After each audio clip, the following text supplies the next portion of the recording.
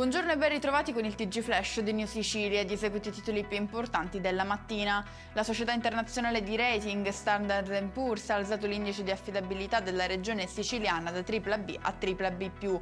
Soddisfazione espressa dal presidente Schifani, che ha commentato così: il nuovo rating certifica che la Sicilia è oggi una regione più solida, affidabile e credibile. Proseguiamo sempre con l'economia. Emergono dati incoraggianti in vista dell'apertura della stagione turistica 2025 delle Isole Eolie. Lo fa notare Federalberghi a seguito di un'indagine su un campione di strutture ricettive dell'arcipelago che hanno segnalato un anticipo dell'apertura rispetto allo scorso anno. Finiscono in manette a Catania 3 giovani accusati di aver picchiato un ragazzo nei vicoli del centro storico. Il motivo dell'aggressione sarebbe legato a un diverbio avuto tra la vittima e la sorella di uno degli accusati.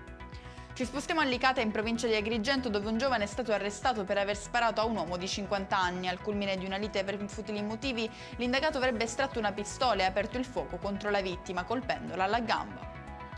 Una nuova fase di attività stromboliana si è registrata a partire da ieri sera sull'Etna, precisamente sul cratere di sud-est. A comunicarlo è l'Istituto Nazionale di Geofisica e Vulcanologia, Osservatorio Etneo di Catania, che monitora costantemente l'attività eruttiva. E con questo è tutto, prossimo appuntamento più tardi alle 19:30. Grazie per averci seguito, buon proseguimento di giornata.